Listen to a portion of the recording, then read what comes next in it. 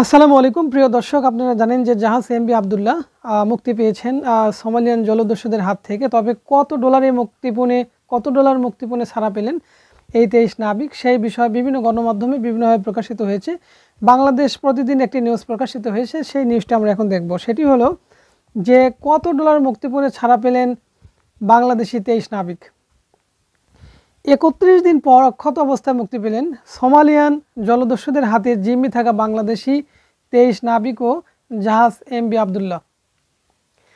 গতকাল শনিবার বিমান থেকে ফেলা মুক্তিপণের ডলার ভর্তি 3টি ব্যাগ জলদস্যুদের হাতে পৌঁছানোর 8 ঘন্টা পর নাবিক সহ জাহাজটিকে মুক্ত করা হয়। এবং আমরা এখানে দেখতে পাচ্ছি যে মুক্তিপণের টাকা দেওয়ার সঙ্গে সঙ্গেই আসলে তারা মুক্তি পায়নি, 8 ঘন্টা পর মুক্তি পেয়েছে। তো শনিবার দিবাগত রাতে জাহাজটি নিয়ে নাবিকরা সংযুক্ত আরব আমিরাতের বন্দরের উদ্দেশ্যে রওনা দেন। তবে কি পরিমাণ অর্থের বিনিময়ে জলদস্যুরা 23 বাংলাদেশি নাবিক ও জাহাজটিকে মুক্তি করলো তা নিয়ে এখন আলোচনা চলছে। অর্থাৎ এই বিষয়টি সবাই প্রকাশ করছে না, তবে একটা আইডিয়া বিভিন্ন গণমাধ্যমে প্রকাশিত হয়েছে। যদিও এ নিয়ে কোনো স্পষ্ট তথ্য দেয়নি জাহাজ সংশ্লিষ্ট কোনো পক্ষই। মুক্তিপণ নিয়ে জানতে চাইলে KSRM গ্রুপের প্রধান নির্বাহী কর্মকর্তা মেহেরুল করিম রবিবার দুপুরে নগরের আগ্রাবাদে KSRM কার্যালয়ে সাংবাদিকদের বলেন, কেনিয়া, যুক্তরাজ্য, যুক্তরাষ্ট্র ও সোমালিয়ার আইন অনুযায়ী জাহাজটি সমঝোতার সব প্রক্রিয়া বৈধভাবে হয়েছে।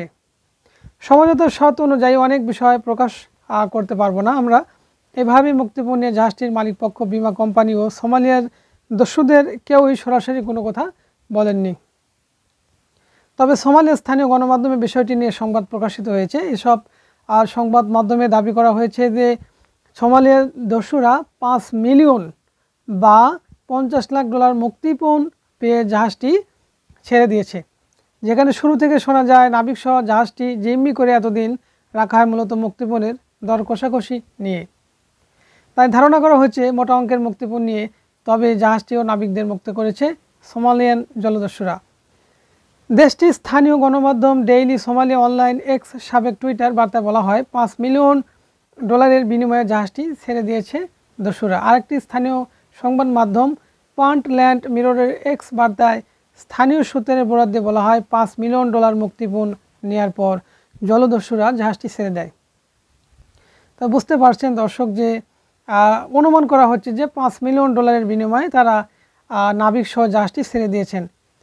পান্টল্যান্ড পোস্টের অনলাইন প্রকাশিত প্রতিবেদনে বলা হয় 5 মিলিয়ন ডলার মুক্তিপণ আদায়ের পর দস্যুরা জাহাজটি ছেড়ে দিয়েছে।